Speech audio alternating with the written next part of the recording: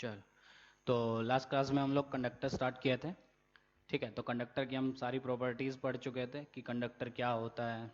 ठीक है, फील्ड में रखेंगे तो क्या होगा, चार्जेस कैसे आपके डिस्ट्रीब्यूट होते हैं, इंड्यूस्ड फील्ड कैसे आती है। ठीक है, वो इंड्यूस्ड फील्ड एक्सटर्नल को बैलेंस करती है। नेट फील्ड हमेशा मटेरियल के अंदर कितनी होती है, ज़ीरो। मैं बार बार फोकस कर रहा हूँ इस चीज़ पे कि मटेरियल के अंदर।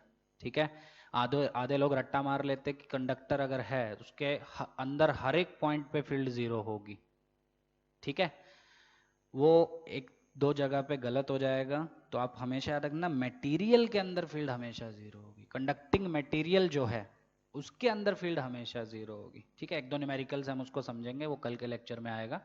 ठीक है, तो हमेशा याद रखना मटेरियल के अंदर फील्ड जीरो होगी।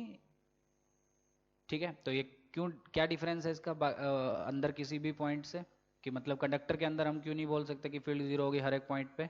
तो वो हम न्यूमेरिकल के थ्रू समझेंगे बाद में। ठीक है, अच्छा, दूसरी चीज फिर हमने देखा था कि अगर फील्ड अंदर जीरो है मटेरियल के अंदर तो वो एक इक्वी पोटेंशियल रीजन की तरह बिहेव करेगा, मतलब हर पॉइंट पे पोटेंशियल आपका क्या होगा, सेम। ठीक है, फिर हमने इलेक्ट्रिक लाइंस ऑफ फोर्सेस, खूबसूरत सी इलेक्ट्रिक लाइंस ऑफ फोर्सेस थी, वो हमने ड्रॉ की थी। ठीक है, फिर उसके बाद हमने आगे देखा था, क्या कुछ क्वेश्चन किए थे हमने, ए पॉइंट पे पोटेंशियल निकालो। ठीक है, सी की हेल्प से हमने निकाला था क्योंकि दोनों पे पोटेंशियल सेम होगा। फिर जाते जाते हमने एक चीज़ और देखी थी कि अगर हम एक कंडक्टर को चार्ज देते हैं प्लस क्यू या माइनस क्यू, तो वो चार्ज जाता किधर है, क्या वो उसके पूरे वॉल्यूम में डिस्ट्रीब्यूट हो जाता है। तो हमने आंसर निकाला था वो वॉल्यूम में डिस्ट्रीब्यूट नहीं होता, वो सिर्फ किधर जाता है, आपका सरफेस पे। इसलिए हम सिग्मा यूज़ करेंगे, रो वगैरह यूज़ नहीं करेंगे। तो सरफेस पे जाने का सिग्निफिकेंस क्या है कि क्योंकि अंदर जीरो फील्ड है मटेरियल में, तो जीरो फील्ड है मतलब अंदर चार्ज एनक्लोज रह ही नहीं सकता। If we consider a Gaussian surface just inside that conductor. ठीक है, कंडक्टर के सरफेस के जस्ट इनसाइड अगर हम एक गॉसियन सरफेस ड्रॉ करें तो उसके अंदर कोई एनक्लोज चार्ज नहीं होगा यूजिंग गॉस लॉ। ठीक है, तो कंडक्टर के जस्ट अंदर तक कोई चार्ज नहीं है, तो दिया हुआ चार्ज कहाँ गया, वो जाता है आपके सरफेस पे। सरफेस पे कैसे जाता है, ज़्यादातर 99% क्वेश्चंस आपके स्फीयर्स के आएंगे, because sphere is a uniform body. ठीक है, हर जगह क्रॉस सेक्शन सेम है आपका, हर जगह रेडियस ऑफ कर्वेचर सेम है, तो यूनिफॉर्मली डिस्ट्रीब्यूट हो जाएगा ये प्लस क्यू चार्ज, पर होगा किधर, सरफेस पे, आउटर सरफेस पे। ठीक है, और अगर नॉन यूनिफॉर्म बॉडी है, मतलब ऐसा स्फीयर वगैरह ये सब नहीं है, तो जिधर रेडियस ऑफ कर्वेचर छोटा होगा उधर आपका चार्ज ज्यादा आएगा, because sigma is inversely proportional to r. So surface charge density is inversely proportional to radius of curvature. तो जहां पे रेडियस ऑफ कर्वेचर ज्यादा वहां पे सिग्मा कम, मतलब चार्ज कम डिस्ट्रीब्यूट होगा। तो मैंने डायग्राम से भी क्लियरली उसको समझाया था। ठीक है, चलो आज आगे बढ़ते हैं। स्फीयर पढ़ने से पहले एक छोटी सी चीज और देख लेते हैं। तो हेडिंग डालो, बहुत important, electric field just outside a conductor. एक कंडक्टर के जस्ट आउटसाइड इलेक्ट्रिक फील्ड कितनी होती है। ठीक है, चलो प्रूव करने जा रहा हूं, आपको रिजल्ट याद रखना है और रिजल्ट कुछ जाना पहचाना आपको लगेगा। ठीक है, तो कैसे डिस्ट्रीब्यूट होता है कल ही हम सीखे लास्ट लेक्चर में।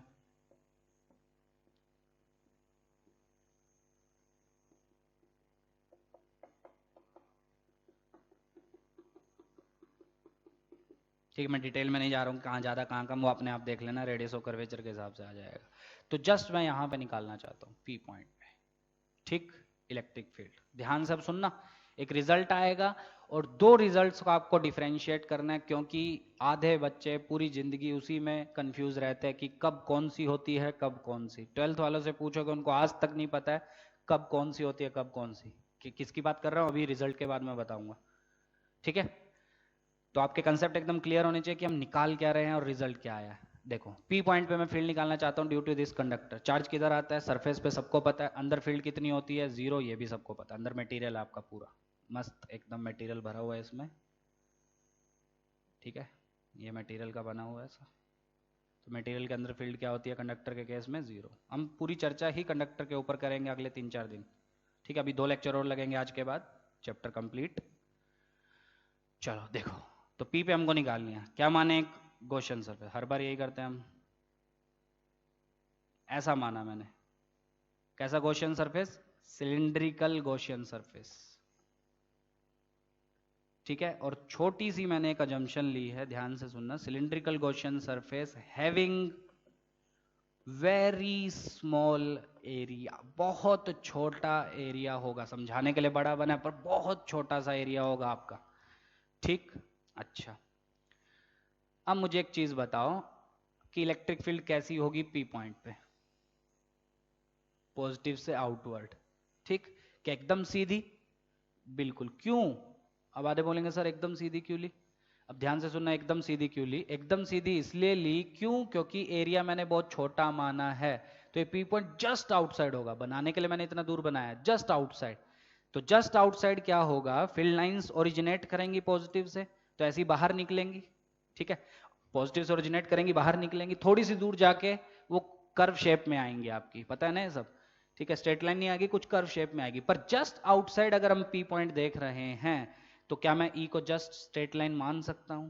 ठीक है, because the P point is just outside the conductor, then we can consider the electric field at P to be a straight line, ठीक है। Direction of electric field we can consider this, ठीक है, this direction of electric field we can consider, ठीक है। उसके बाद कुछ भी हो सकती है आपकी, थोड़ा सा आगे जाओगे कर्व शेप में आएगी आपकी, ठीक है, पर क्योंकि पी पॉइंट में जस्ट पास में ले रहा हूं इसलिए इलेक्ट्रिक फील्ड हम ऐसी सीधी ले सकते हैं।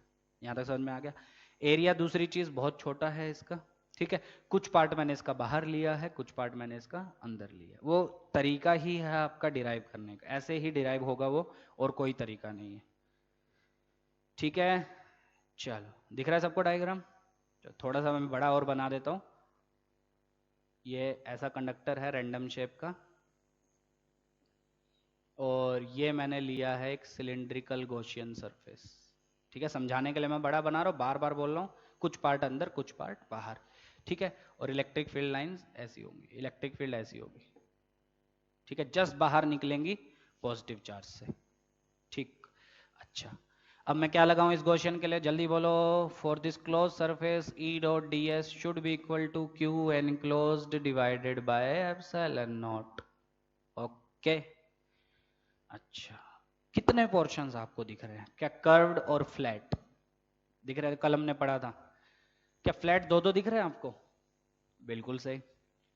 अच्छा, पहली चीज तो कर्व्ड के लिए बताओ, तो इस इंटीग्रेशन को मैं तोड़ रहा हूं किस किस में, E dot D s for curved plus E dot D s for flat, that should be equal to Q enclosed divided by epsilon naught, ठीक है। यहाँ पे मैं गोला नहीं लगा रहा हूँ, शायद मैंने पिछले लेक्चर में गलती से लगा दिया था, ठीक है, मुझे याद नहीं है, शायद लगाया था मैंने, तो गोला नहीं हो, गोला का मतलब क्लोज सरफेस पे आप कर रहे हैं, अभी क्लोज थोड़ी ना है, सिर्फ कर्व की बात कर रहा हूँ मैं, फ्लैट की बात कर रहा हूँ, तो एक गोला होगा जब मैं पूरे गॉसियन के लिए लगाऊंगा, अभी गोला नहीं होगा यहाँ पे, यहाँ पे, ठीक है, तो शायद मैंने लगाया था तो उसको हटा देना।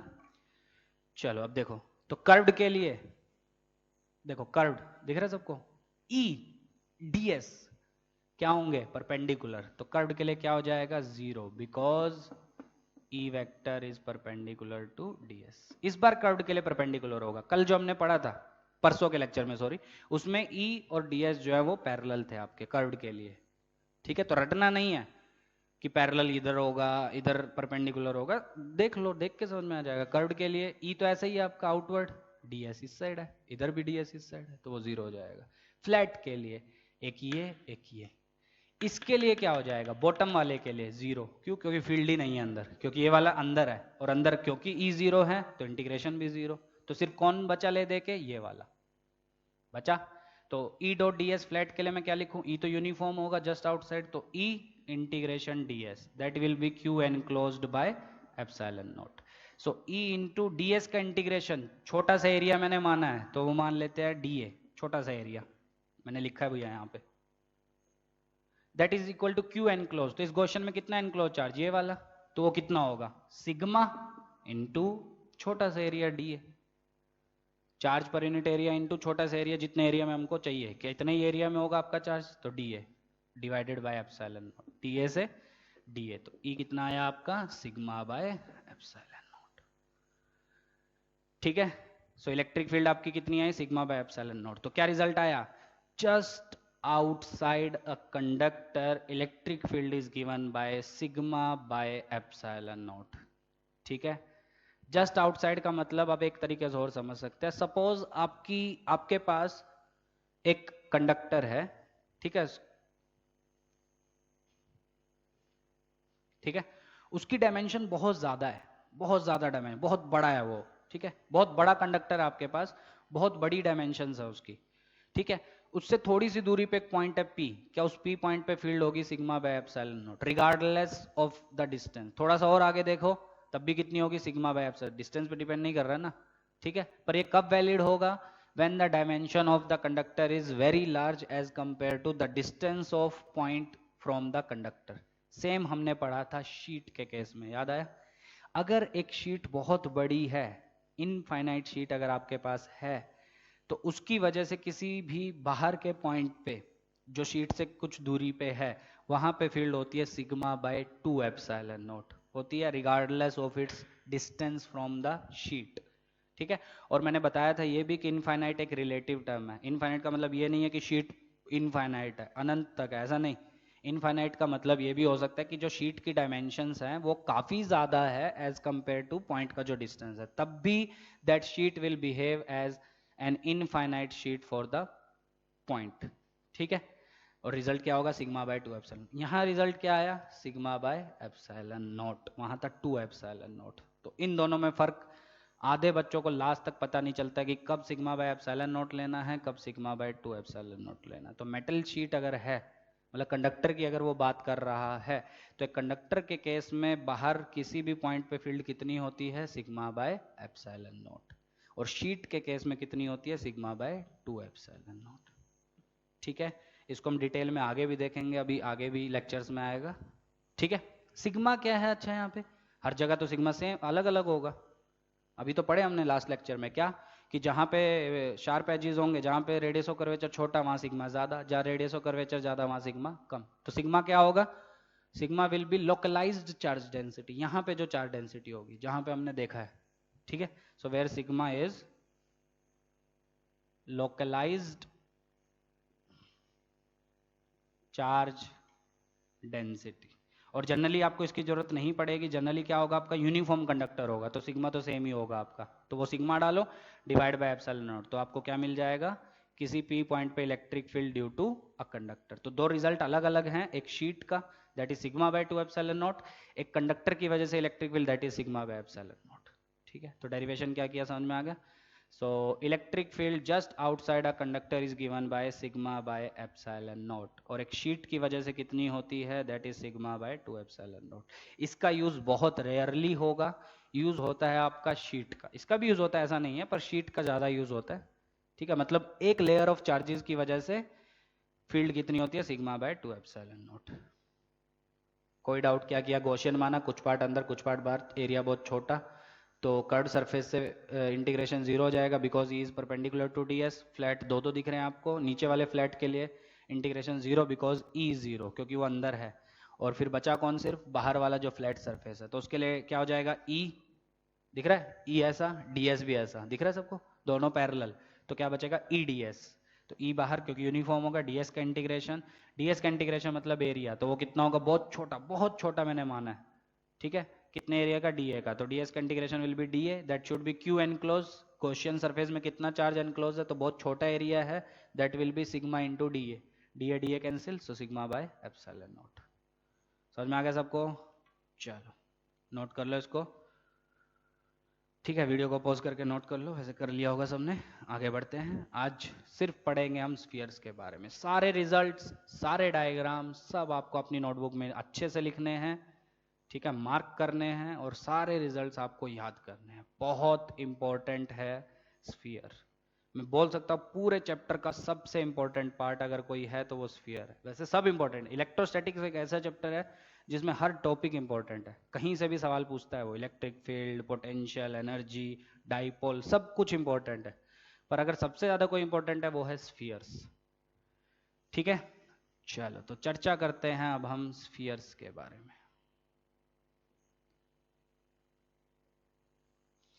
ठीक है। सबसे लास्ट में मैंने क्यों पढ़ा है, क्योंकि अब हम कंडक्टर पढ़ चुके हैं, कंडक्टर क्या होते हैं, नॉन कंडक्टर या इंसुलेटर क्या होता है, तब आपको अच्छे से क्लियर होगा। ये मैं चीज़ पहले भी पढ़ा सकता था, पर कोई मतलब नहीं है, तब वो फील नहीं आता जो अब आएगा, ठीक, अब स्फीयर हम कितने तरह का पढ़ेंगे, अब बहुत ध्यान से देखना, 4 तरह का स्फीयर पढ़ेंगे हम।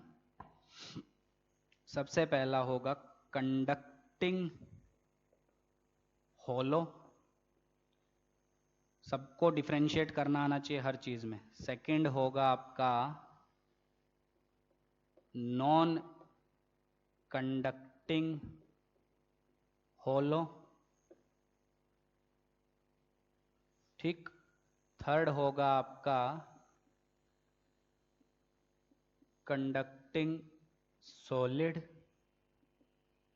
और लास्ट फोर्थ होगा आपका नॉन कंडक्टिंग सॉलिड।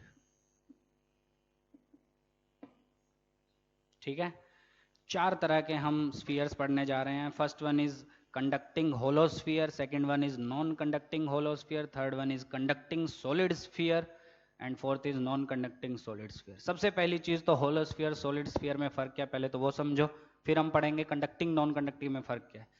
तो सॉलिड और होलो स्फीयर में फर्क क्या है, होलो स्फीयर में अंदर कोई मटेरियल नहीं है, ठीक, और सॉलिड स्फीयर में अंदर मटेरियल है, ये तो सबको पता ही होगा, ये तो बेसिक है। अच्छा, अब कंडक्टिंग होलो और नॉन कंडक्टिंग होलो, या कंडक्टिंग सॉलिड और नॉन कंडक्टिंग सॉलिड में क्या फर्क है। कंडक्टिंग का मतलब है कि कंडक्टर वाली प्रॉपर्टीज जो हैं, तो कंडक्टर की प्रॉपर्टी क्या, चार्ज सिर्फ और सिर्फ कहाँ हो सकता है, सरफेस पे। चार्ज कभी भी आपका कहाँ नहीं हो सकता, मटेरियल में चार्ज नहीं हो सकता, ये हम प्रूव कर चुके हैं। समझ में आ रहा है, मतलब अगर हम एक क्यू चार्ज लेते हैं एक कंडक्टर के ऊपर, तो वो क्यू चार्ज सिर्फ और सिर्फ रिसाइड करेगा ओनली एट इट्स सरफेस। बताया था अच्छे से। अच्छा, तो मैं इसको डायग्राम से क्लियर कर रहा हूं कि मैं ये चारों चीजें क्या बोल रहा हूं। ध्यान से डायग्राम देखना। First one is conducting hollow sphere, r radius के हैं, सारे आर रेडियस के हैं, तो मैं बार बार नहीं लिख रहा हूं, ठीक, एक बार ही लिख देते हैं चलो। तो क्वेश्चन है कि अगर इस पे चार्ज प्लस क्यू है तो कैसा होगा, क्योंकि हम सारे के सारे रिजल्ट्स में प्लस क्यू पढ़ेंगे, where plus q is charge on the sphere. तो क्योंकि ये होलो है, अंदर कोई मटेरियल नहीं है, तो अंदर चार्ज कैसे आ सकता है, तो चार्ज सिर्फ ऐसा आएगा, कितना चार्ज है, क्यू चार्ज। ये होता है कंडक्टिंग होलो, ठीक। Second is your non conducting hollow, ठीक। नॉन कंडक्टिंग का मतलब क्या है, मतलब चार्ज जरूरी नहीं है सिर्फ सरफेस पे आए, वॉल्यूम में भी आ सकता है, पर क्या ये होलो है, तो अंदर तो कोई मटेरियल ही नहीं है, तो मटेरियल ही नहीं है तो क्या होगा, फिर से चार्ज बाहर। जब मटेरियल ही नहीं है तो अंदर चार्ज कैसे आ सकता है, ठीक। तो आधे बोलेंगे सर फर्क क्या है, कोई फर्क नहीं है, बल्कि मैं तो बोल रहा हूं इसमें, इसमें और इसमें, फर्स्ट सेकंड थर्ड तीनों के तीनों सेम हैं, तीनों के तीनों के रिजल्ट एकदम सेम आएंगे, हर चीज के रिजल्ट सेम, ठीक है। इस सेक्शन में हम क्या पढ़ने जा रहे हैं, field due to a sphere, potential due to a sphere, दोनों के ग्राफ्स, बहुत सारी चीजें पढ़ेंगे, सब आपको आनी चाहिए, सारे रिजल्ट्स आपको आने चाहिए। समझ में आ गया। Because this is a hollow sphere, so there will be no material inside the sphere, so the charge q will reside on its surface, at its surface, whether it is conducting hollow, whether it is non conducting hollow। समझ में आ गया। चलो, conducting solid, solid का मतलब अब क्या है, ध्यान से सुनना, उसमें मैंने अंदर ये कलाकारी नहीं की है, यहाँ पे मैं एक कलाकारी कर रहा हूँ। ये सॉलिड का मतलब क्या है, अंदर क्या है आपका मटेरियल। समझ में आ रहा है। चलो, तो ये बना लेना है, मैं आधा ही बनाऊंगा, चलो पूरा बना देते हैं।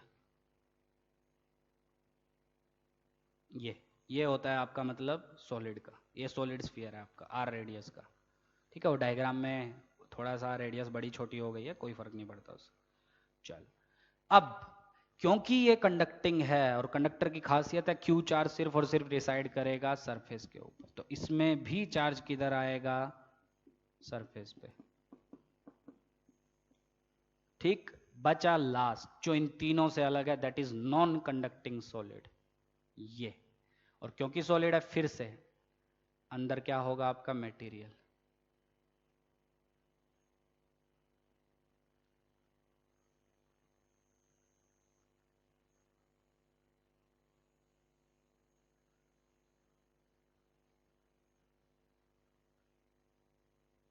ठीक है। तो ये हो गया आपका मटेरियल।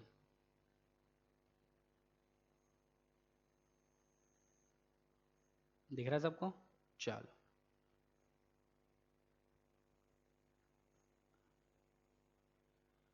ठीक। अच्छा, अब नॉन कंडक्टिंग है, ध्यान देना, कंडक्टिंग नहीं है, नॉन कंडक्टिंग है। नॉन कंडक्टिंग का मतलब क्या है? चार्ज सिर्फ सरफेस पे नहीं होगा, चार्ज यहां भी होगा, ये वॉल्यूम में डिस्ट्रीब्यूटेड होगा, पूरे वॉल्यूम में, सरफेस पे नहीं, पूरे वॉल्यूम में। सरफेस पे कब होगा? जब वो कंडक्टर होगा। वो तो हम खासियत पढ़ ही चुके हैं। सिर्फ और सिर्फ कहाँ होता है आपका? तो पूरा क्यू चार्ज किस पे डिस्ट्रीब्यूटेड है? पूरे वॉल्यूम में पूरा चार्ज है क्यू। समझ में आ गया? तो क्या फर्क है तीनों में, समझ में आ गया? So basically in terms of physics, in terms of results, first three are same. Results के टर्म में अगर हम बात करें, पहले तीन सेम है, बस नाम में फर्क है। ठीक है? क्या क्या नाम है? पहला है कंडक्टिंग होलो, मटेरियल नहीं है। दूसरा है नॉन कंडक्टिंग होलो। तीसरा है conducting solid. And fourth one is your non conducting solid. बस फर्क है फोर्थ में, बाकी तीनों सेम है। First third, first three. Fourth आपका डिफरेंट है, क्यों? Because it is solid as well as non conducting. तो अंदर मटेरियल है और नॉन कंडक्टिंग है, तो पूरे वॉल्यूम में डिस्ट्रीब्यूटेड होगा। ठीक? तो काम की चीजें करते हैं। सबसे पहली चीज, पहले तीनों के लिए हम सिग्मा डिफाइन करेंगे, बिकॉज सरफेस पे आपका चार्ज आ रहा है। और फोर्थ के लिए हम रो डिफाइन करेंगे, बिकॉज वॉल्यूम में चार्ज आ रहा है आपका। ठीक है? So rho is basically total charge by total volume. पता है ना ये सब? रो अभी तक यूज हुआ नहीं है, तो अब यूज होगा किसमें? नॉन कंडक्टिंग सॉलिड में।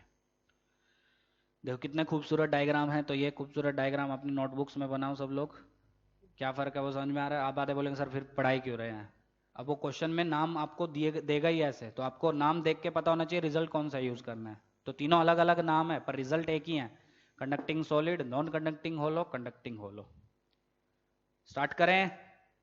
चलो, तो अब हम आज के पूरे लेक्चर में क्या डिराइव करेंगे? Electric field due to these spheres. तो पहले तीन का एक ही रिजल्ट पढ़ेंगे कॉमन, और फोर्थ का अलग पढ़ेंगे। करें स्टार्ट? और फील्ड पढ़ने के साथ साथ हम पढ़ेंगे पोटेंशियल। और उसमें भी तीन केस, फील्ड में भी तीन केस, पोटेंशियल में भी तीन केस। क्या तीन case? Outside the sphere obviously, on the surface, and fourth one is inside the sphere. करें स्टार्ट? चलो, मैं बार बार बोल रहा हूं, सारे रिजल्ट और सारे ग्राफ आपको याद करने ही हैं, कोई चॉइस नहीं है आपके पास। ठीक है? चलो, so electric field due to, मैं शॉर्ट में लिख रहा हूं, conducting hollow, non conducting hollow, और कंडक्टिंग सॉलिड स्फीयर्स। ठीक है?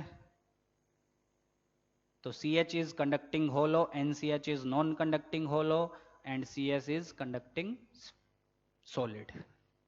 सबके रिजल्ट एक ही आएंगे। ठीक है? चलो करें स्टार्ट। तो चार्ज किधर है? बोलो बोलो।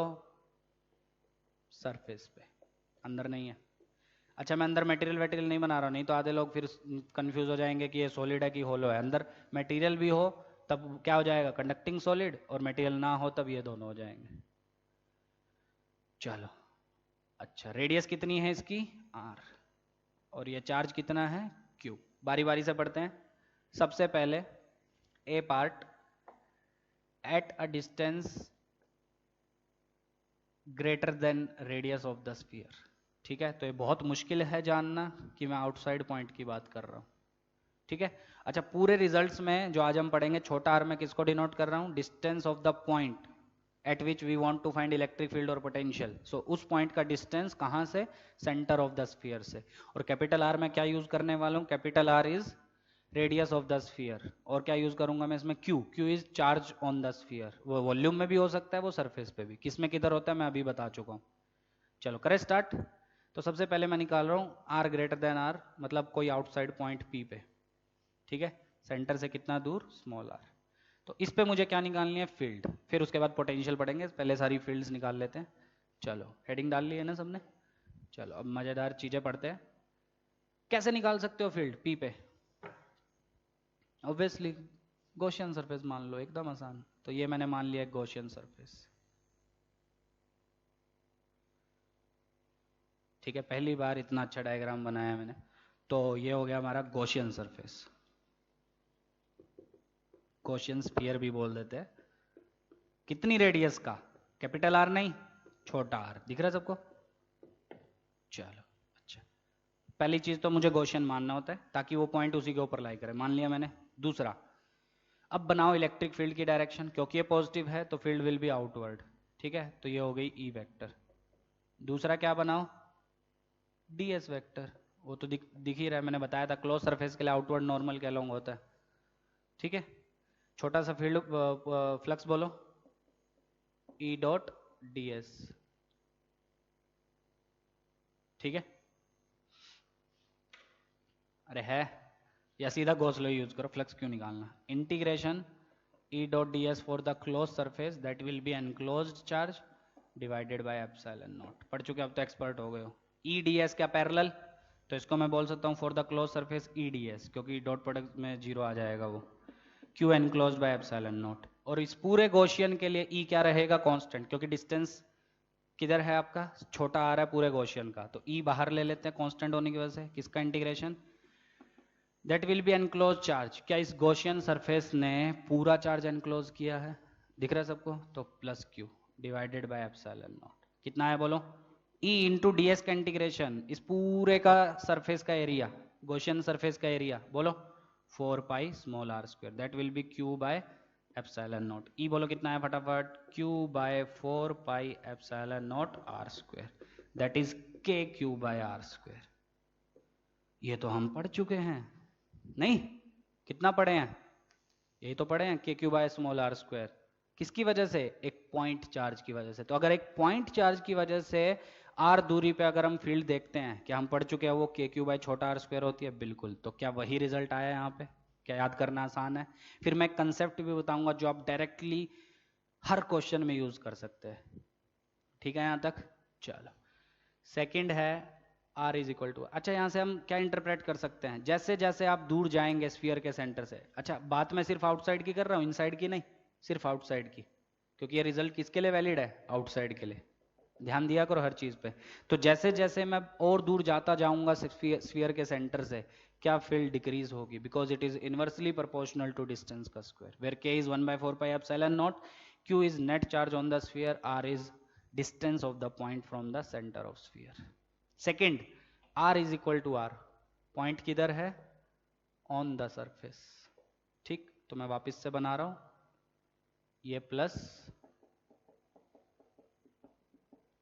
अच्छा इसमें गॉस लॉ लगाना थोड़ा सा हम इसमें अजम्पशन लेते हैं, हल्की सी छोटी सी, क्या कि हमें सरफेस पे किसी पॉइंट पे निकालना है, मान लो इस पी पॉइंट पे, तो हम जस्ट सरफेस के आउटसाइड पॉइंट पे निकालते हैं, जस्ट आउटसाइड, यहां पे जस्ट आउटसाइड, तो ये हो जाएगा उसके लिए गॉसियन, ठीक। और क्योंकि वो जस्ट आउटसाइड है, क्या दोनों जगह हम फील्ड सेम ले सकते हैं, ठीक है। बुक्स में आपका क्या किया उसने, डायरेक्ट यहीं पे गॉसियन बनाया उसने, ठीक है, पर कोई फर्क नहीं पड़ता, आप वहीं पे बना लो या जस्ट आउटसाइड, जस्ट आउटसाइड में आपको फील आएगी। तो जस्ट आउटसाइड जब मैंने बनाया तो ये हो गया मेरा गॉसियन,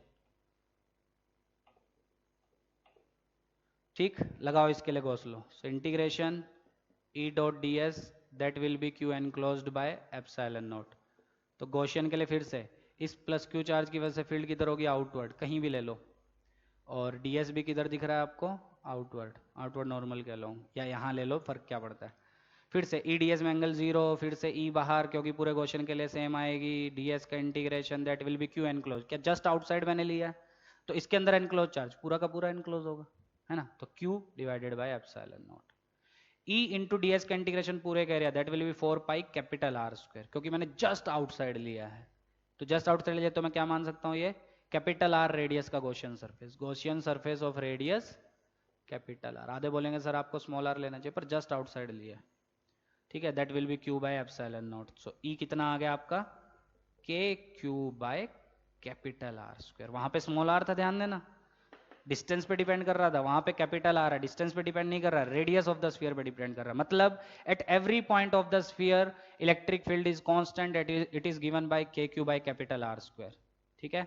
अगर हम सरफेस पे किसी भी पॉइंट को देखें, ठीक है, तो स्फीयर की पे क्यू चार्ज होने की वजह से सरफेस के हर एक पॉइंट पे फील्ड सेम होगी, और वो कितनी होगी, that is K Q by capital R square.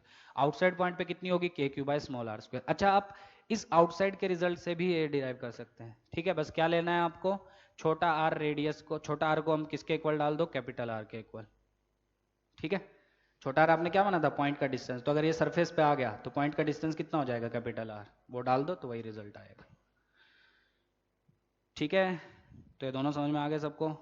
चलो ये रिजल्ट हम बाद में फिर से लिखेंगे। थर्ड करते हैं। यही तीनों केस हम पढ़ेंगे नॉन कंडक्टिंग सॉलिड में। ठीक है, conducting solid, conducting hollow, non conducting होलो तो अभी पढ़ रहे हैं हम लोग। सो सी बहुत important, r less than are, मतलब पॉइंट किधर है, इनसाइड। तो ये हमारा है conducting solid, non conducting hollow या कंडक्टिंग होलो एक ही बात है। कितना चार्ज है, क्यू। यूनिफॉर्मली क्यों डिस्ट्रीब्यूट कर रहे हैं पता है ना, क्योंकि हर जगह आर सेम है, यूनिफॉर्म फिगर है तो यूनिफॉर्मली डिस्ट्रीब्यूट होगा, आउटसाइड सरफेस पे होगा, ये भी पता है सबको। अच्छा, मैं कहाँ डिराइव करना चाहता हूँ अब, सी सेंटर से यहाँ पे, ये पी पॉइंट है which is at a distance r, inside point कहीं भी हो सकता है, यहाँ यहाँ यहाँ यहाँ यहाँ कहीं भी हो सकता है, पर कितनी दूरी पे, आर। मैं बार बार बोल रहा हूँ, सारे रिजल्ट्स में आर हम क्या मान रहे हैं, पॉइंट का डिस्टेंस फ्रॉम द सेंटर। ठीक है, बस अगर वो पॉइंट सरफेस पे हुआ तब छोटा आर कैपिटल आर इक्वल होंगे आपके। कैसे करना है बोलो फटाफट। ये मान लिया मैंने गॉसियन। ठीक, क्या है ये हमारा गॉसियन स्फीयर ऑफ रेडियस, बार बार लिखना पड़ रहा है, स्मॉल आर रेडियस का गॉसियन स्फीयर। ठीक, लगाओ गॉस लो, बोलो फटाफट। E dot D S is equal to Q enclosed by epsilon naught, क्या लगाओगे बोलो। ई डी एस फिर से एक ही डायरेक्शन में आएगा, ई बाहर, डी एस का integration that will be Q enclosed. Gaussian के अंदर चार्ज है या नहीं है, नहीं है, क्यों, पूरा चार्ज किधर है आपका, सरफेस पे, तो क्योंकि गॉसियन के अंदर चार्ज नहीं है तो क्यू एनक्लोज इज जीरो। अब ई और डी एस तो परपेंडिकुलर नहीं है तो एक ही पॉसिबिलिटी बचती है, that is E should be zero. मतलब at any point inside a conducting sphere, non-conducting hollow sphere, conducting hollow sphere, electric field is always zero. ये तो हम पढ़ चुके हैं। ठीक है, एक कंडक्टिंग सॉलिड के लिए इलेक्ट्रिक फील्ड कितनी होती है, जीरो। यहीं से तो हमने उल्टा डिराइव किया कि इलेक्ट्रिक फील्ड जीरो है तभी तो सरफेस पे चार्ज आता है, तो इसमें उल्टा कर दिया, सरफेस पे चार्ज लेके अंदर फील्ड जीरो प्रूव किए। ठीक है, तो रिजल्ट क्या याद रखना, समझ में आ गया। At a point outside the sphere the electric field is inversely proportional to distance का square, on the sphere electric field is proportional to radius of the sphere, उसका स्क्वायर। ठीक है, वो साम उधर लिखा है। और थर्ड क्या, अभी अभी हमने पढ़ा, at a point inside electric field is zero. Summarise करेंगे इसको आगे, कोई भी डाउट किसी को, पक्का। चलो अब आते हैं ग्राफ के ऊपर, अब ध्यान से सुनना। इलेक्ट्रिक फील्ड का ग्राफ हम बना रहे हैं डिस्टेंस के साथ। डिस्टेंस कहाँ से, सेंटर से, छोटे आर से डिनोट किया है। तो जीरो का मतलब सेंटर से चल रहे हैं, कैपिटल आर का मतलब सरफेस पे पहुंच चुके हैं। तो ये रीजन आपको क्या बता रहा है कि हम अंदर घूम रहे हैं, और आर के बाद का रीजन आपको क्या बताएगा, हम स्फीयर के बाहर चले गए। ठीक, चलो तो बताओ, जीरो से लेके कैपिटल आर तक के अंदर फील्ड जीरो रहेगी, तो ये डिस्टेंस बढ़ाते जाओ कोई फर्क नहीं पड़ेगा, फील्ड विल रिमेन जीरो। किसके लिए डायग्राम बन रहा है, पहले तीनों के लिए जो मैंने लिखवाया था। जैसे ही आप सरफेस पे गए, अच्छा यहाँ पे ओपन होगा, मतलब यहाँ पे ये इंक्लूड नहीं होगा, क्योंकि जैसे ही आप सरफेस पे गए फील्ड आपकी तुरंत कितनी हो गई, फील्ड आपकी हो गई K Q by capital R square. ठीक, उसके बाद जैसे जैसे आगे बढ़ेंगे, इनवर्सली प्रोपोर्शनल टू डिस्टेंस का स्क्वायर, तो graph will be like this. बहुत इंपॉर्टेंट ग्राफ्स हैं, डायरेक्ट पता नहीं कितनी बुक्स में आपको एक क्वेश्चन मिलेंगे, और डायरेक्ट आईआईटी नीट सब कोई पूछ चुका है। तो this graph is for conducting solid, conducting hollow, non conducting hollow, मतलब ऐसे डिस्ट्रीब्यूशन जिसमें चार्ज सरफेस पे होता है। ठीक है, कैसे आया, इनसाइड ई जीरो, तो इसलिए ऐसा ग्राफ बना, डिस्टेंस पे डिपेंड नहीं करता है, और outside E proportional to 1/r square, पहले केस में डिराइव किया था। तो जैसे जैसे आगे बढ़ोगे फील्ड कम होती जाएगी और इन्फिनिटी पे जाके लगभग जीरो हो जाएगी, आर को इन्फिनाइट डाल देना। ग्राफ समझ में आ गया? सो this is your graph of electric field versus distance for a conducting sphere. चलो आगे बढ़े। अब इसी में पढ़ते हैं पोटेंशियल, फिर पढ़ेंगे चौथा नॉन कंडक्टिंग सॉलिड, वो थोड़ा सा अलग होगा इससे, ठीक है? अच्छा, अब जो मैं कंसेप्ट बताने जा रहा हूं वो ध्यान से सुनना। क्या स्फीयर के केस में हमारा जो रिजल्ट आया है वो क्या आया है? जस्ट आउटसाइड, मतलब जस्ट नहीं, आउटसाइड पॉइंट्स के लिए फील्ड क्या आई है? इनवर्सली प्रोपोर्शनल टू डिस्टेंस का स्क्वायर, बराबर। सरफेस के लिए फील्ड कितनी आई है? K Q by capital are का स्क्वायर आई है। बाहर के लिए कितनी आई है? K Q by small are का स्क्वायर। और सरफेस के लिए कितनी आई है? K Q by capital are का स्क्वायर। क्या ये रिजल्ट वही है जो हम एक पॉइंट चार्ज की वजह से पढ़ के आए हैं? क्योंकि पॉइंट चार्ज की वजह से फील्ड आपकी कितनी होती है? के क्यू बाय डिस्टेंस का स्क्वायर, यही तो होती है। तो क्या मैं एक चीज बोल सकता हूं, ध्यान से ये कंसेप्ट याद रखना, कि आउटसाइड पॉइंट्स के लिए, ठीक, और सरफेस पे जितने भी पॉइंट्स हैं, सारे पॉइंट्स के लिए a conducting sphere behaves as a point charge placed at its centre. ये हमेशा याद रखना। For every point outside or on the surface, the conducting sphere behaves as a point charge placed at its center। तो आप उस पूरे sphere का जो क्यू चार्ज है उसको एक पॉइंट चार्ज मान लो जो कि सेंटर पे रखा है, वहां पे मान के पॉइंट चार्ज वाले रिजल्ट आप आराम से लगा सकते हैं। मतलब ये एक कंडक्टिंग स्फीयर है तो चार्ज कहां होगा? यूनिफॉर्मली डिस्ट्रीब्यूट होगा सरफेस के ऊपर, क्यू चार्ज। अगर मैं इसके सेंटर से ये पी पॉइंट पे फील्ड निकालना चाहूं which is at a distance r, तो क्या ये आउटसाइड पॉइंट है या ये एक बी पॉइंट है सरफेस के ऊपर? इन दोनों पे निकालना चाहता हूं, तो कैसे निकालूंगा? आउटसाइड के लिए और सरफेस वाले पॉइंट्स के लिए this sphere will behave as a point charge place that it centre. तो ये क्यू चार्ज जो मैंने लिया है ये मैं सेंटर पे मान के सोल्व कर सकता हूं। क्या एक पॉइंट चार्ज की वजह से आपको फील्ड आती है? प्लस है तो आउटवर्ड, और कितनी होगी? के क्यू बाय डिस्टेंस का स्क्वायर। और इसकी वजह से यहाँ पे आउटवर्ड, और कितनी होगी? K Q by distance which is capital R का स्क्वायर। यही तो रिजल्ट आया था हमारा। यहाँ पे होगा आउटवर्ड, यहाँ पे मान लो सी पॉइंट है, आउटवर्ड, और वो भी कितनी होगी? K Q by capital R square. समझ में आ गया सबको? सो रिजल्ट क्या है? नोटबुक्स में लिख लेना। फॉर द पॉइंट्स आउटसाइड और on the surface of sphere, comma, it behaves as a point charge placed at its center। ठीक है, तो वो जितने भी पॉइंट्स आपके बाहर होंगे या सरफेस पे होंगे तो वो स्फीयर बिहेव करेगा आपका एक पॉइंट चार्ज की तरह, जो कि कहाँ पे होगा?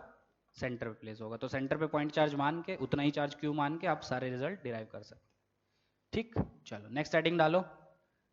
ये डायग्राम अच्छे से पढ़ लेना, बहुत बार पूछा जा चुका है, बहुत बड़े बड़े एग्जामिनेशंस में डायरेक्ट।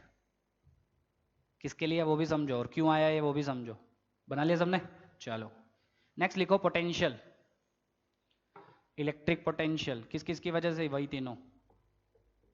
मैं शॉर्ट में लिख रहा हूँ पोटेंशियल, आप पूरा लिख लेना। Electric potential due to solid conducting, वो सब। चलो, तो उसमें भी तीन केस। तो ये हमारा है solid conducting, charge uniformly surface पे डिस्ट्रीब्यूट होगा। कितना charge? Q charge.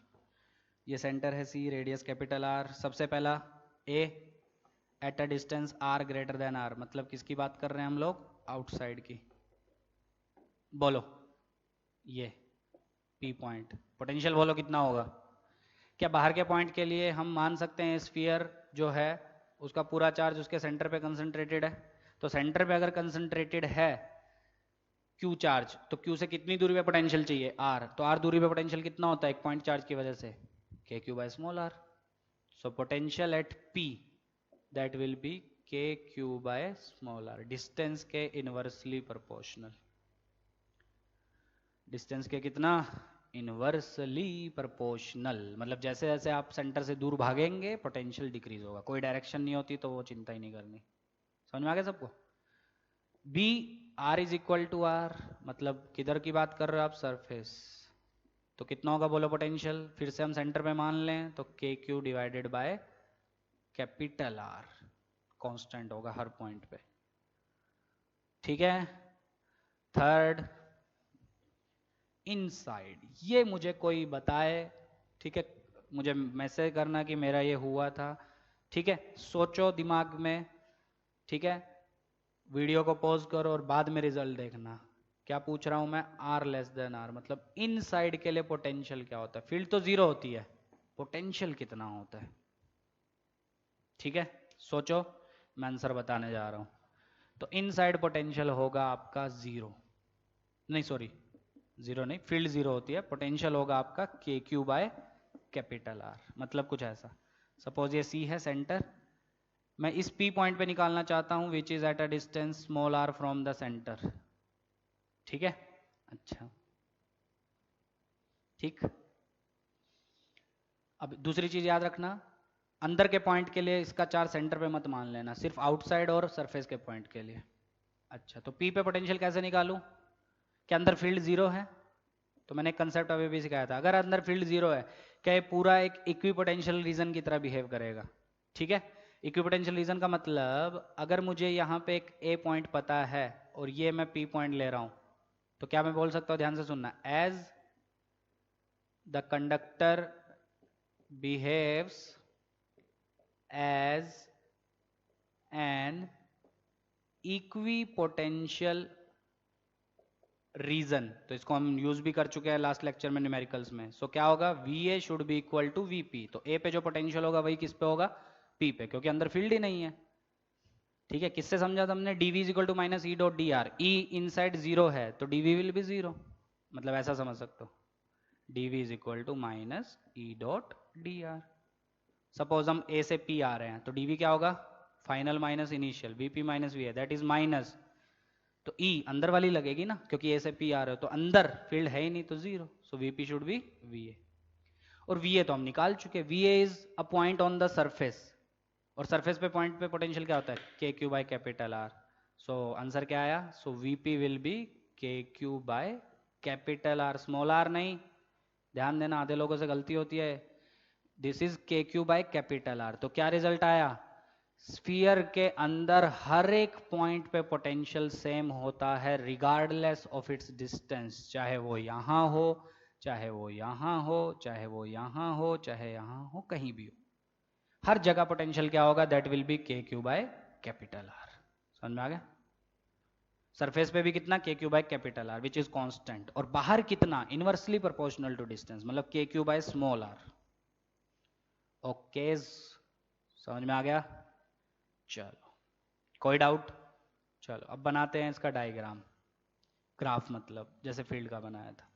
So we are plotting electric potential versus r graph, V versus R, R is distance from the centre, तो जीरो मतलब सेंटर, R मतलब सरफेस, और फिर उसके आगे।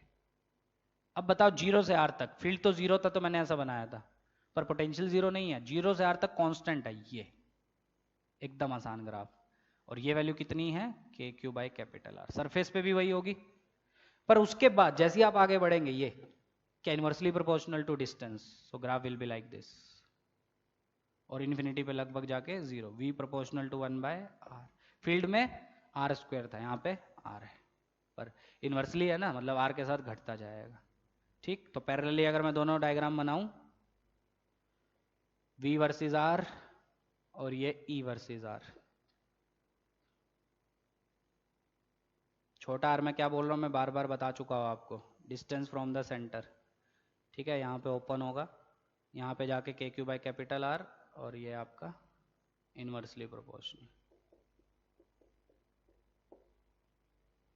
ओके, चलो समझ में आ गया? चलो नेक्स्ट लिखो, स्फीयर्स आज खत्म करते हैं, कल क्वेश्चंस करेंगे इसके नेक्स्ट लेक्चर में और आगे पढ़ेंगे, मतलब अब 2 लेक्चर का बचा, ज़्यादा नहीं। ठीक है, 2 लेक्चर में आपका चैप्टर एकदम कंप्लीट हो जाएगा। फिर 1-2 लेक्चर में और बनाऊंगा सिर्फ एडवांस वालों के लिए, क्योंकि थियरी थोड़ी सी अलग है। एक जैसे इलेक्ट्रोस्टैटिक प्रेशर है, वो मैंने नहीं पढ़ाया है, वो नीट में कभी नहीं पूछता है, नीट में आएगा भी नहीं, वो सिर्फ एडवांस वालों के लिए, तो वो मैं उनको पढ़ाऊंगा। और 2-3 चीज़ें और है जो उनको अलग से बताऊंगा, ठीक है। चलो हो गया यहाँ तक। नेक्स्ट हम किसकी बात कर रहे हैं? Solid non conducting. तो इस पे ज्यादा टाइम वेस्ट नहीं करेंगे, सीधा इसको पढ़ेंगे, सॉलिड नॉन कंडक्टिंग स्फीयर। ठीक, कैसा होगा? सबसे पहले तो डायग्राम ही देखते हैं इसका कैसा होगा। तो ये हमारा सॉलिड है, सॉलिड मतलब अंदर मटेरियल होगा, ठीक है। पिछले में भी सॉलिड आया था पर वो कंडक्टिंग था, होलो भी था, तो 3 के लिए वो रिजल्ट वैलिड था। ये सिर्फ अकेला है, तो ये हो गया आपका मटेरियल। नॉन कंडक्टिंग है, तो नॉन कंडक्टिंग है तो क्या होगा? अंदर फील्ड जीरो नहीं होगी, ध्यान देना, सिर्फ कंडक्टर में जीरो होती है। तो चार्ज कैसा होगा distributed?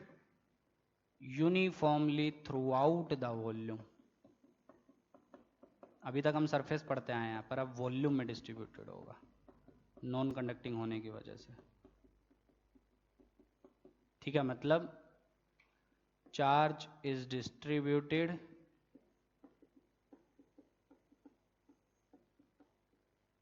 in the volume of sphere, ठीक है। चलो तो पढ़ते हैं वही तीनों। इलेक्ट्रिक फील्ड 3 पॉइंट पे, पोटेंशियल 3 पॉइंट पे, ठीक। तो रिजल्ट आपको याद होने चाहिए जो मैंने बार बार बोल रहा हूँ। चलो सबसे पहले आर ग्रेटर देन आर, सबसे पहले इलेक्ट्रिक फील्ड पढ़ रहे हैं। आर ग्रेटर देन आर मतलब आउटसाइड। फिर से आउटसाइड के लिए क्या बोल सकते हो? ये बिहेव करेगा एक पॉइंट चार्ज की वजह से, विच इज पॉइंट चार्ज के जैसा, which is placed at its centre O, ठीक है। तो मान लो आउटसाइड कोई पॉइंट है P और ये कितना है R, तो कितना आएगा रिजल्ट बोलो? Electric field at P will be outward ऐसी, and that will be KQ by distance का स्क्वायर, ठीक है। तो आउटसाइड और सरफेस के लिए, चाहे वो नॉन कंडक्टिंग हो चाहे वो कंडक्टिंग हो, sphere will behave as a point charge placed at its centre. तो सेंटर पे मान के आप पॉइंट चार्ज के रिजल्ट लगा सकते हो, ठीक है। यहां तक गॉस लॉ से भी डिराइव कर सकते हो, ये गॉसियन हो जाएगा, बराबर।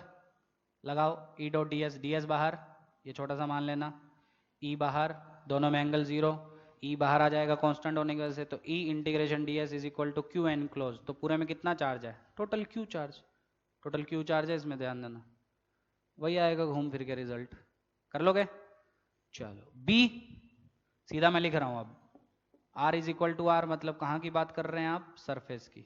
सरफेस पे कोई भी पॉइंट हो, यहाँ पे यहाँ पे यहाँ पे कहीं भी हो, so field will be KQ by capital R square, ठीक। थर्ड थोड़ा ध्यान देना, थर्ड वहां पे जो पढ़े थे और यहाँ पे जो पढ़े थे अलग है, बिल्कुल अलग होगा। क्यों? वहां पे अंदर चार्ज ही नहीं था तो फील्ड जीरो थी कंडक्टिंग होने की वजह से, पर यहाँ पे फील्ड जीरो नहीं होगी। कितनी होगी? डिराइव करते हैं, R लेस देन R, मतलब कहाँ की बात कर रहे हो? इनसाइड, ठीक। तो चार्ज ऐसा है आपका,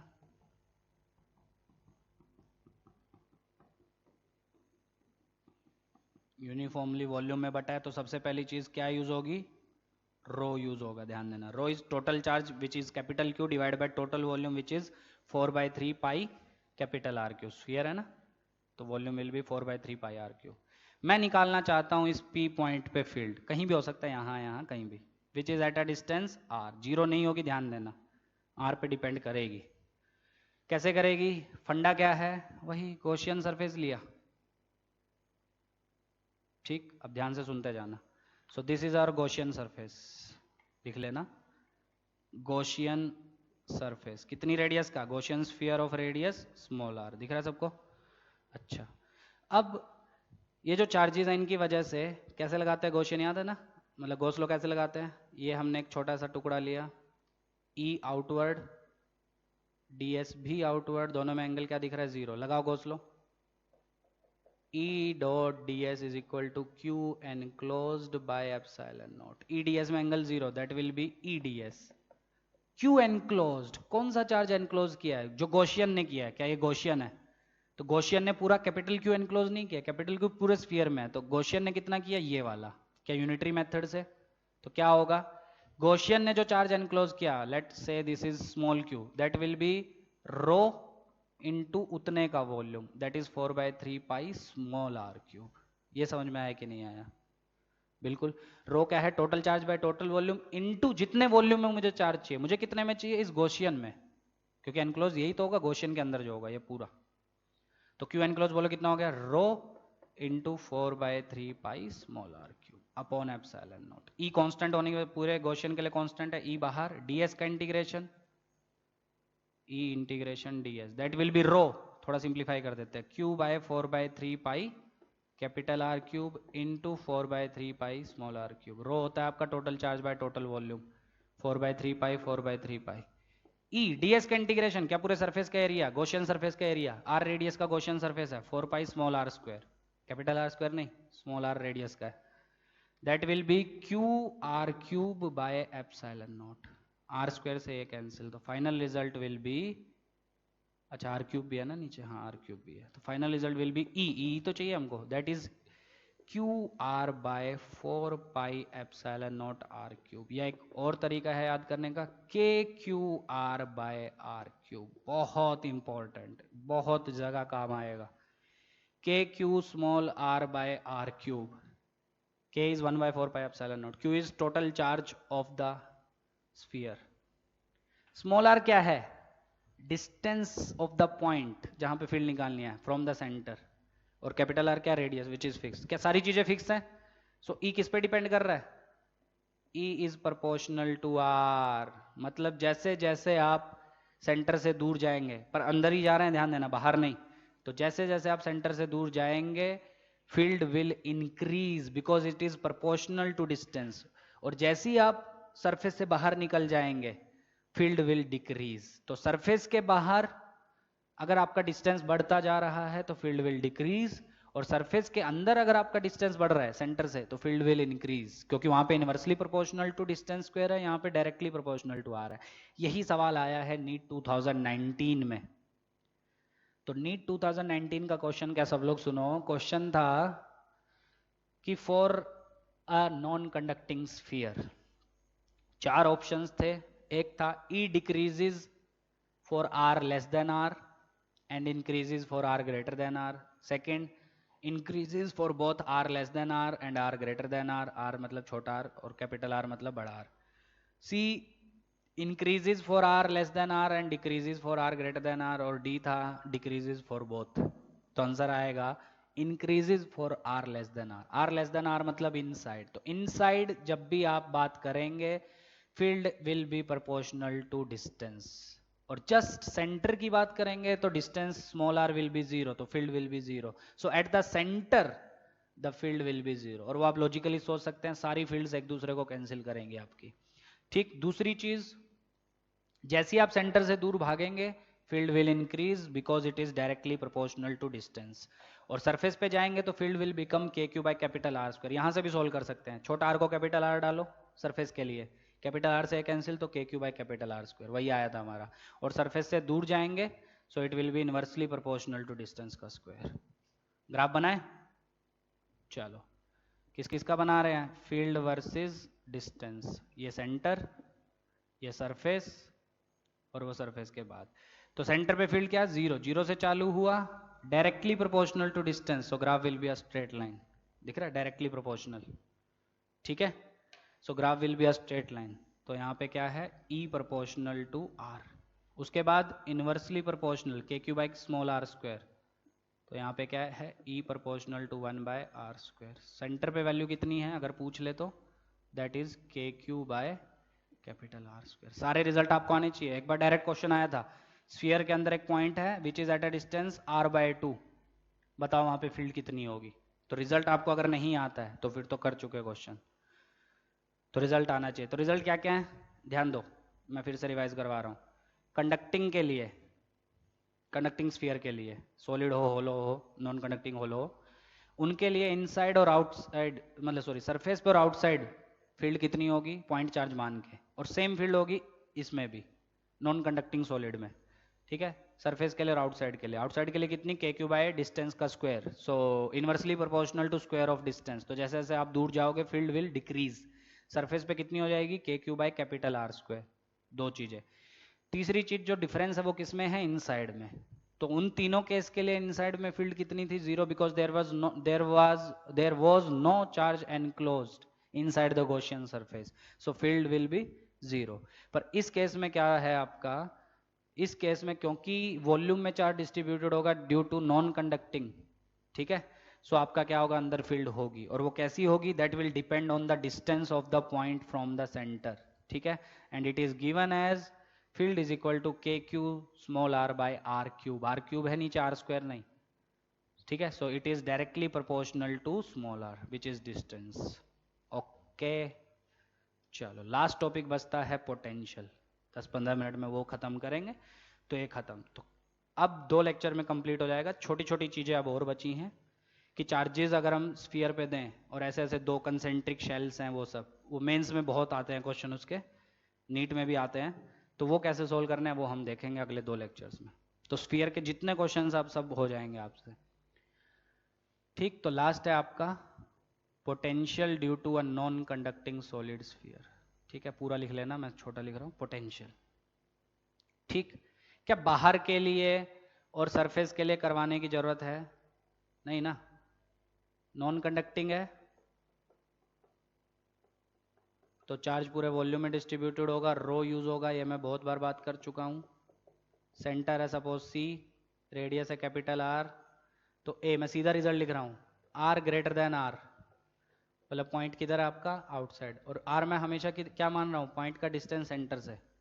पोटेंशियल बोलो, obviously K Q by small r, point charge की तरह बिहेव करेगा आउटसाइड के लिए।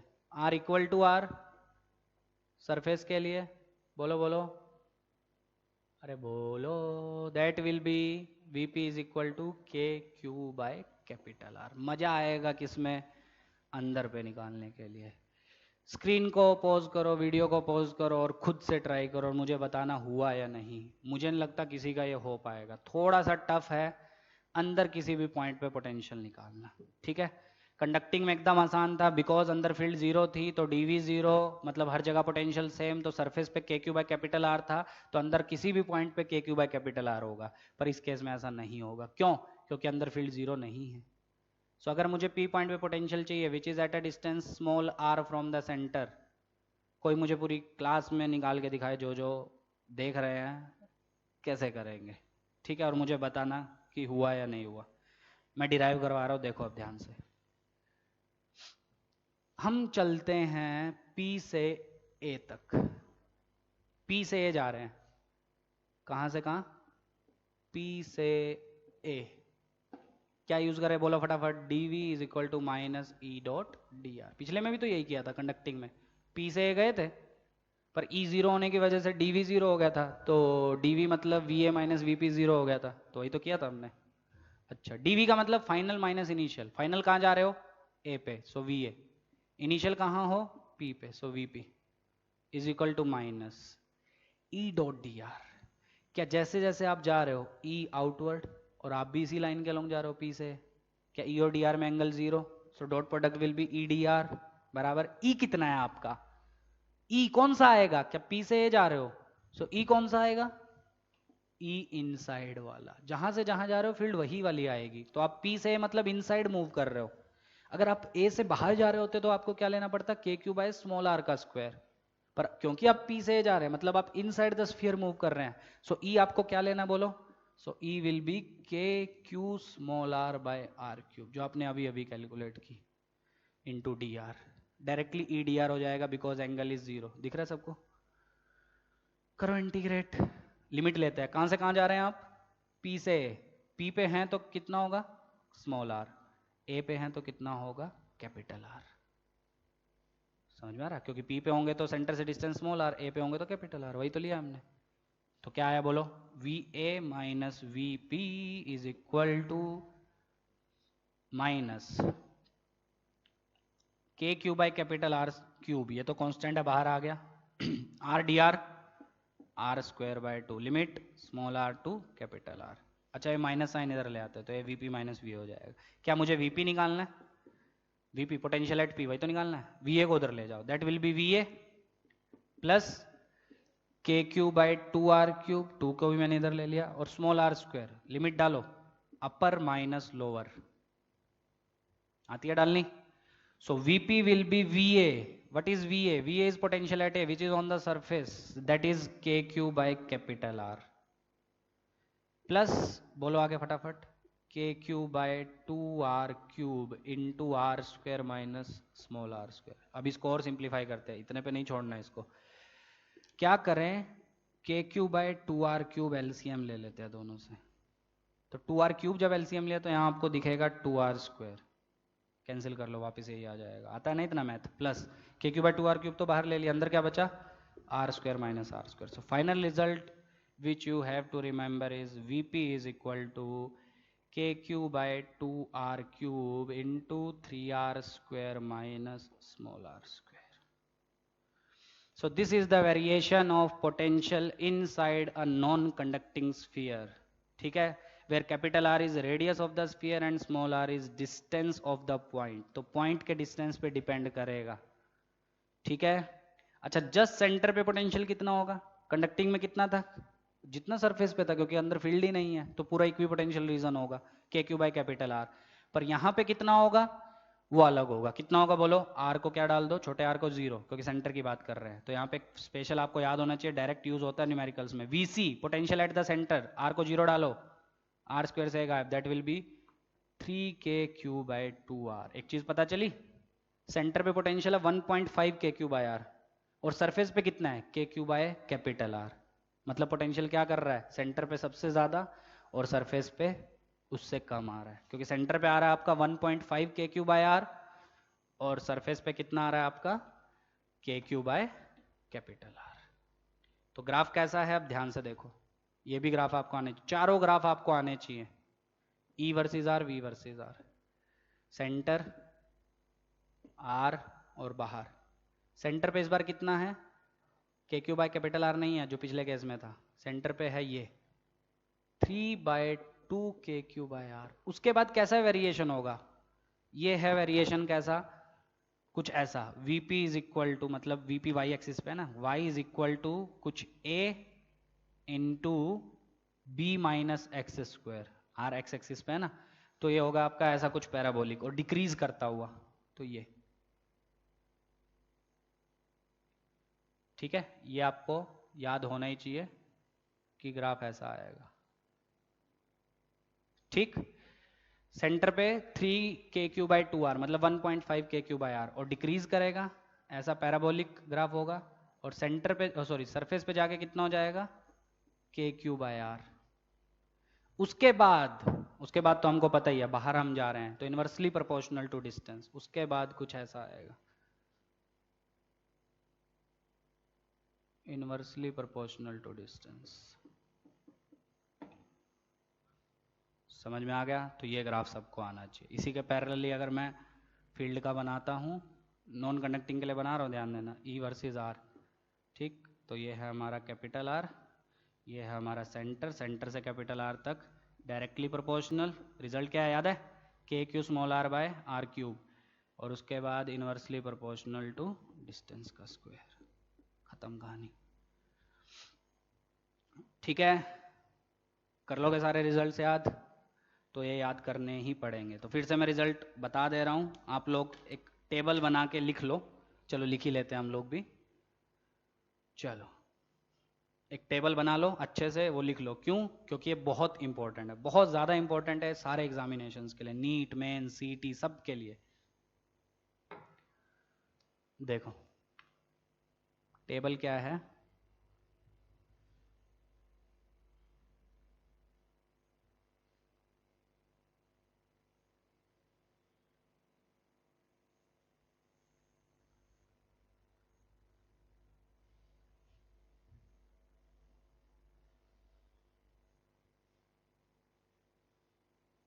ठीक, ये है हमारा डिस्टेंस, ये है हमारा होलो कंडक्टिंग, होलो नॉन कंडक्टिंग. अच्छा बार बार मैं बदला, कंडक्टिंग होलो बोलो, CH ही डाला था ना शायद. नॉन कंडक्टिंग होलो या होलो नॉन कंडक्टिंग बोल सकते हैं. और कंडक्टिंग सॉलिड, और ये है हमारा नॉन कंडक्टिंग सॉलिड. ए है इसमें R less than, sorry R greater than R. B है इसमें R इक्वल टू R. और सी है इसमें are greater than R.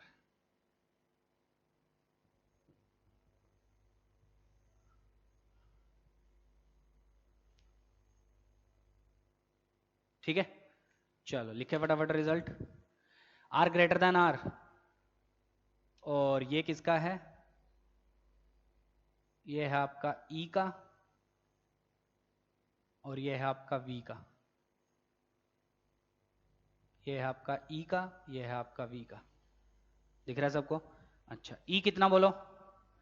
K Q by छोटा आर स्क्वायर। वी बोलो के क्यू बाय छोटा आर। नॉन कंडक्टिंग में भी same result, K Q by छोटा आर का स्क्वायर, के क्यू बाय छोटा R is distance from the centre of the sphere. Surface की बात करें, के क्यू बाय बड़ा आर का स्क्वायर, के क्यू बाय बड़ा आर, के क्यू बाय बड़ा आर का स्क्वायर, के क्यू बाय बड़ा आर। ये पहले दोनों रिजल्ट सेम है। क्यों सेम है? क्योंकि दोनों के लिए स्फीयर हमने माना था एक पॉइंट चार्ज।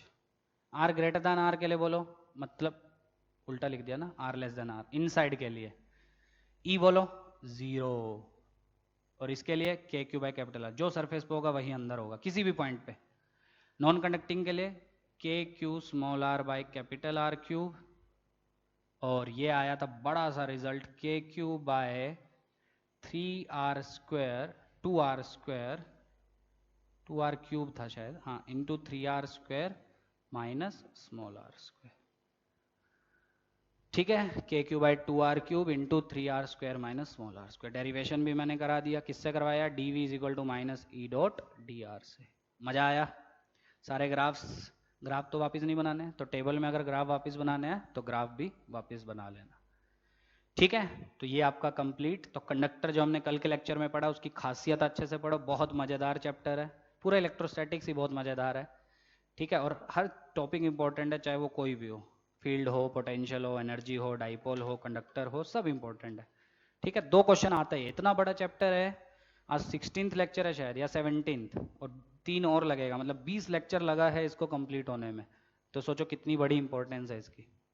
ठीक है, तो बहुत बड़ा चैप्टर है और बहुत आसान भी है अगर आप सही से कंसेप्ट समझे, और नहीं समझेंगे तो बहुत मुश्किल भी आपको लगेगा। आधे लोगों को अभी तक फील्ड की डायरेक्शन, कहाँ फील्ड 0 होती है, ये सब अभी तक पता ही नहीं है, मतलब कंसेप्ट एकदम हिले हुए हैं उनके। तो अच्छे से कंसेप्ट क्लियर करो तभी क्वेश्चन सोल्व हो पाएंगे। ठीक है, तो ये अच्छे से पढ़ लो। ठीक, तो बाकी कल पढ़ेंगे, कल इसके बाद पढ़ेंगे आगे जो बचा हुआ होगा। ठीक है, कोई भी डाउट हो उसको पूछो और सीरियसली इसको सॉल्व करो। ठीक है।